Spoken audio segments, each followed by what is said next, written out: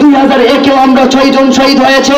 যখন 2001 থেকে 2013-তে আবার আন্দোলন কনভার্ট হয়, সে সময় 2013-তে মাওলানা আহমদ শফি রহমাতুল্লাহ আলাইহির নেতৃত্বে শাপলা চত্বর কায়েম হয়, সেখানে আমার হাজারো তাওহীদি জনতা রক্ত দিয়েছে।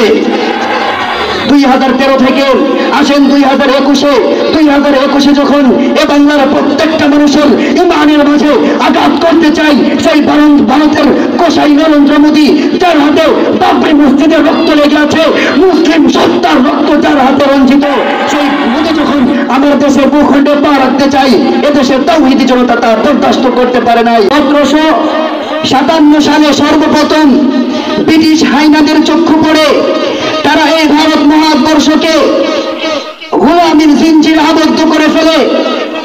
যখন এই ভারত মহাবর্ষকে গোলামের জিঞ্জিরিতে আবদ্ধ করে ফেলেছে, সর্বপ্রথম যে ব্যক্তি এই পুরা ভারত মহাবর্ষকে সেই ব্রিটিশদের হাত থেকে রক্ষা করতে হবে, সেই স্বাধীনতার ডাক দিয়েছেন, তিনি এই পৃথিবীর কোন গণতান্ত্রিক রাজনৈতিক নেতা নয়, তিনি আমার আপনার সেই প্রখ্যাত মুহাদ্দিস শাহ আব্দুল আজিজ মুহাদ্দিস দেহলভী সর্বপ্রথম স্বাধীনতার ডাক দিয়েছিলেন।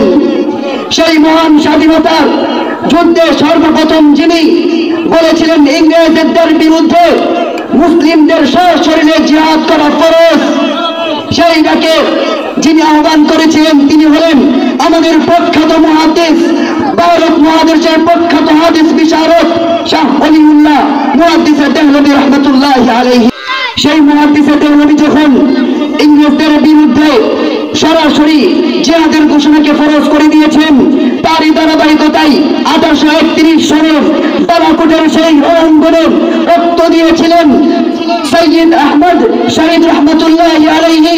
তারই ধারাবাহিকতায় 1857 সালে সেই বিদ্রোহী সিপাহীর আন্দোলন হয়েছে, শাহ মিনার রণাঙ্গনে রক্ত দিয়েছেন আমাদের পূর্বপুরুষ হাফেজ জামিন শহীদ রহমাতুল্লাহি আলাইহি। তারই ধারাবাহিকতায় 1920 সালে যখন মাল্টার সেই দ্বীপে তাহরিকে রেশমি রুমালের আন্দোলন হয়েছে, সেখানে কারাবরণ করেছেন শাইখুল হিন্দ মাহমুদুল হাসান দেওবন্দি ও তার শিষ্য হুসাইন আহমদ মাদানী রহমাতুল্লাহি আলাইহি। 1927 সালে আবার আসেন, 1927 সালে যখন তর্কে মুআমালাত অসহযোগ যুদ্ধের ডাক দেওয়া হয়, অসহযোগ আন্দোলনের ডাক দেওয়া হয়, সেই ডাক দিয়েছেন আমার আপনার নেতা সেই মাহমুদুল হাসান দেওবন্দি রহমাতুল্লাহি আলাইহি। তারই ধারাবাহিকতায় এইভাবে যুদ্ধের পালাক্রম চলছে। 1947 সালে এসে এই দেশ থেকে সেই ব্রিটিশ হায়নাদের চক্ষু এবং তাদের লাল চক্ষু আর তাদের সমস্ত জুলুমকে তারা গুটিয়ে এই দেশ থেকে লেজ গুটিয়ে তারা পালন করেছে। 1947-এ যখন এই ভারত মহাদেশ আবার স্বাধীন হয় ব্রিটিশদের সাথে, সেই স্বাধীনতার পর মুসলিমদের আকাঙ্ক্ষা নিয়ে চিন্তা করেন ভারত আর পাকিস্তান আলাদা হয় কেন? সেই ভারত আর পাকিস্তান 1947-এ আলাদা হয়েছিল। সেই মুসলিমদের আকাঙ্ক্ষা আর চাহিদা ছিল একটা কোরআনী রাষ্ট্র ব্যবস্থা চাই, কোরআন সুন্নাহ মোতাবেক রাষ্ট্র চলবে এমন একটি রাষ্ট্র চাই। সেই আকাঙ্ক্ষার ইচ্ছা থেকে 1947 সালে পাকিস্তানটা ভারত থেকে আলাদা একটা মুসলিম স্বাধীন রাষ্ট্র হিসাবে এই পৃথিবীর বুকে একটি নতুন মানচিত্র আসে। সেই মানচিত্রে স্বাধীন রাষ্ট্র হিসাবে পশ্চিম পাকিস্তানের মাওলানা শিববির উসমানী রহমাতুল্লাহি আলাইহি এবং পূর্ব পাকিস্তানের মাওলানা জাফর রহমাতুল্লাহি আলাইহি স্বাধীনতার পতাকা উড্ডীন করেন। সেখান থেকে আমাদের স্বাধীনতা সেই 1947 থেকে 1970 পর্যন্ত ইতিহাস, ভিতরে অনেক কিছু হয়েছে। ভাষা শহীদের আন্দোলন হয়েছে, ভাষা আন্দোলনে তামাদ্দুন মজলিস নেতৃত্ব দিয়েছেন। সেখানে নেতৃত্ব দেওয়ার ক্ষেত্রে যারা ইন্তেকাল করেছিলেন, যারা মৃত্যুবরণ করেছিলেন, তারা প্রত্যেকটা ছিলেন তাগড়া মুসলিম যুবক। তারা প্রত্যেকটা ছিল আব্দুল সালাম, রফিকুল ইসলাম, আব্দুল জব্বার, আব্দুল বারাকাত, প্রত্যেকে জীবন দিয়েছিল ভাষা শহীদের জন্য। কোন সেকুলারিজম, কোন নাস্তিক আর আস্তিক জীবন দেয় নাই। ঠিক তারই ধারাবাহিকতায় 1954 ঐক্যফ্রন্ট হয়। সেই ঐক্যফ্রন্টে আমার 2 আলেম ছিল, সেই সাথে 2 জন আওয়ামরা ছিল হুসেন আহমদ সোহরাওয়ার্দী আর একেএম ফজলুল হক। আলেমদের মধ্য থেকে ছিলেন আব্দুল হামিদ খান ভাসানী এবং মাওলানা আজহার আলী রাহিমাহুল্লাহ তাআলা আনহুম। সেই ধারাবাহিকতায় 1970 নির্বাচন হয়। 1970 নির্বাচনে নির্বাচনী ইশতেহার ঘোষণা হয়। সেখানে নির্বাচনী ইশতেহারে বঙ্গবন্ধু তার নির্বাচনী ইশতেহারে ঘোষণা দিয়েছিলেন, যদি আমরা ক্ষমতায় আসতে পারি আমরা কোরআন সুন্নাহ মোতাবেক দেশকে পরিচালিত করব।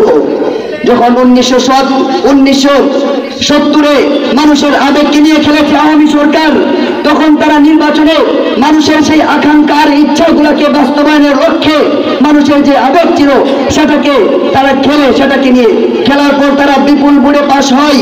কিন্তু সেই পাকিস্তানি নির্মম বাহিনী, পাকিস্তানিরা আমাদের হাতে ক্ষমতা দেয় নাই, তথা বঙ্গবন্ধুর হাতে ক্ষমতা দেয় নাই, বরং তারা 1971-এর 25শে মে এক ভয়াবহ কালো রাত বাংলার বুকে ঘটিয়েছে। নির্মমভাবে নির্যাতন করেছে, আমার মাদেরকে নির্যাতন করেছে, আমার মুসলিম সহজ সরল বাবাদেরকে হত্যা করেছে। তারপর 26শে মার্চ স্বাধীন বাংলা বেতার কেন্দ্র থেকে স্বাধীনতার ঘোষণা আসে। এইভাবে আমার দেশ স্বাধীন হয়। দীর্ঘ 9 মাস রক্তক্ষয়ী যুদ্ধের পর যখন দেশ স্বাধীন হয়েছে, বঙ্গবন্ধু পাকিস্তানের সেই কারাগারে আপ্যায়িত হচ্ছিল, সশরীরে তাদের কাছে নিজেকে ন্যস্ত করেছিলেন। যুদ্ধের পর তিনি লন্ডন হয়ে ভারত থেকে বাংলাদেশে আসেন। ভারত থেকে আসার সময় সেখানে ইন্দিরা গান্ধী তার সাথে সাক্ষাৎ করে বঙ্গবন্ধু শেখ মুজিব, সেইখানে বিবাদ বাঁধে। সেই ইন্দিরা গান্ধীর সঙ্গে সাক্ষাতের সময় ইন্দিরা গান্ধী বলে, তুমি ধর্ম নিরপেক্ষতায় দেশকে পরিচালিত করবা, তোমার নির্বাচনী ইশতেহারে যেই ঘোষণা দিয়েছিল সেটাকে তুমি উপেক্ষা করে ধর্ম নিরপেক্ষতায় দেশকে পরিচালিত করতে হবে। মুহতারাম হাজিরিন, ধর্ম নিরপেক্ষতা হলো একটা সেকুলারিজম, কোরআন এবং হাদিস বিরোধী এক শাসন ব্যবস্থা। এটাকে কোনদিন এই বাংলার মুসলিম বরদাস্ত করে নেবে না ইনশাআল্লাহ। তখন বঙ্গবন্ধু শেখ মুজিব দেশে আসার পর এদেশের শাসন ব্যবস্থাকে সর্বপ্রথম এদেশের জাতির সাথে গাদ্দারি করেছে বঙ্গবন্ধু। সর্বপ্রথম তিনি এদেশের ক্ষমতায় আসার পর নির্বাচনী ইশতেহারে বলেছিলেন কোরআন সুন্নাহ মোতাবেক দেশ চালাবেন, কিন্তু যখন তিনি পরিচালনার দায়িত্ব হাতে পান সর্বপ্রথম গাদ্দারি করে তিনি সেই ধর্ম নিরপেক্ষতার মতো কঠোর এক রাষ্ট্র ব্যবস্থাকে আমাদের সামনে তিনি বাস্তবায়ন করেছেন। এই ধারাবাহিকতায় আস্তে আস্তে সেই বঙ্গবন্ধু যখন তার এই রাষ্ট্র ব্যবস্থা চালু করেছে, 1975-এ সে তার সাজা পেয়েছে। 1975-এর পর থেকে এদেশ চলছিল দুর্মনাই। 1977-এ এসে আবারও এদেশের শাসন ব্যবস্থায় মেজর জিয়াউর রহমান লিখেন, বিসমিল্লাহ লেখেন সংবিধানের উপরে, এবং তার সাথে লেখেন দেশ পরিচালিত হবে কোরআন এবং সুন্নাহ মোতাবেক এবং আল্লাহ তাআলার উপর পূর্ণ আস্থা নিয়ে দেশ পরিচালিত হবে, সেই কথা লিখেন মেজর জিয়াউর রহমান। সেভাবে আস্তে আস্তে 1988-তে আসে হুসেন মোহাম্মদ এরশাদ। 1988-তে এসে এদেশের রাষ্ট্রকে ইসলামী রাষ্ট্র হিসাবে, ধর্মকে ইসলাম ধর্ম হিসাবে তিনি পার্লামেন্টে আইন জারি করেছেন। এইভাবে আস্তে আস্তে যখন 2001 আসে, 2001-এ আবারও দেশে বিবাদ বাঁধে। এই দেশের ফতোয়ার কোনো মান থাকবে না, সেটা নিয়ে সংসদে আপিল করে ব্রাহ্মণবাড়িয়ার সেই বাঘ পুরুষ, সিংহ পুরুষ, আমাদের সেরতাজ আল্লামা মুফতি আমিনী রাহিমাহুল্লাহর নেতৃত্বে শহীদ বাড়িয়ার 6টি তাজা প্রাণ চলে যায় ফতোয়া বিরোধী আন্দোলনের জন্য। 1901 সালে আমরা রক্ত দিয়েছি। ওই যে মনে আছে তো আপনাদের 1757 থেকে ইতিহাস, রক্তদানের ইতিহাস। উলামায়ে দেওবন্দ বারবার রক্ত দিয়েছে, দেশকে প্রত্যেকটা বার হাইনাদের হাত থেকে রক্ষা করেছে। এভাবে 2001-এও আমরা 6 জন শহীদ হয়েছে। যখন 2001 থেকে 2013-তে আবার আন্দোলন কনভার্ট হয়, সে সময় 2013-তে মাওলানা আহমদ শফি রহমাতুল্লাহ আলাইহির নেতৃত্বে শাপলা চত্বর কায়েম হয়। সেখানে আমার হাজারো তাওহীদি জনতা রক্ত দিয়েছে। 2013 থেকে আসেন 2021-এ যখন এ বাংলার প্রত্যেকটা মানুষের ইমানের মাঝে আঘাত করতে চাই, সেই ভারতের কসাই নরেন্দ্র মোদী যার হাতে বাবরি মসজিদের রক্ত লেগে আছে, মুসলিম সত্তার রক্ত যার হাতে রঞ্জিত, সেই মোদী যখন আমার দেশের ভূখণ্ডে পা রাখতে চাই, এদেশের তাওহীদি জনতা তা বরদাস্ত করতে পারে নাই। যখন সেই সম্পর্কে আন্দোলন নেমেছে হাটাজারি নামার পর নৃশংসভাবে সেখানে আমার 4 ছাত্র ভাইকে শহীদ করা হয়। সেখান থেকে সেই 4 ছাত্র ভাইয়ের শহীদের মোকাবেলায় তাদের বিরুদ্ধে প্রতিবাদের কারণে আমার ব্রাহ্মণবাড়িয়া উত্তাল হয়। ব্রাহ্মণবাড়িয়া উত্তাল হওয়ার পরে সেখানে আমরা আরো 14টি প্রাণকে আমরা নৃশংসভাবে হারিয়েছি, তাদের বুকগুলোকে ঝাঁঝরা করেছে। এইভাবে আস্তে আস্তে অন্যদিকে 2021-এর পর থেকে 24 পর্যন্ত গণভাবে পুরো কওমি জাতিকে গ্রেফতার করা হয়েছে, প্রত্যেকটা নেতাকে গ্রেফতার করা হয়েছে। আস্তে আস্তে আসেন আমাদের সেই ছাত্র বৈষম্য বিরোধী ছাত্রতা আসলো, সেখানে আমার ভাই সাইদকে দিয়ে শুরু হলো এদেশের মানুষের উপর আবারও নিপীড়ন। 16,000 শহীদের বিনিময় 5,000 মানুষ পঙ্গু হয়েছে। তারপর আবারও এই দেশ স্বৈরা শাসন মুক্ত, এই দেশের শাসন ব্যবস্থাকে আমরা আবারও ফ্যাসিস্ট মুক্ত এক স্বৈর ব্যবস্থা থেকে মুক্ত করতে পেরেছি। তো ওলামায়ে দেওবন্দের রক্তের ইতিহাস, ওলামায়ে দেওবন্দেরকে রক্ত দিয়ে আপনারা আমাদের সাথে মোকাবেলা করতে আসবেন না।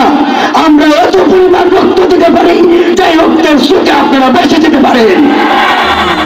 আমাদের এই মাহফিলের স্টেজগুলো তো তাদের হাত থেকে মুক্ত ছিল না, এখানেও তারা বাধা প্রদান করেছে, পাশেই বসে থাকতো, কথা বলতে গেলে টুটি চেপে ধরতো।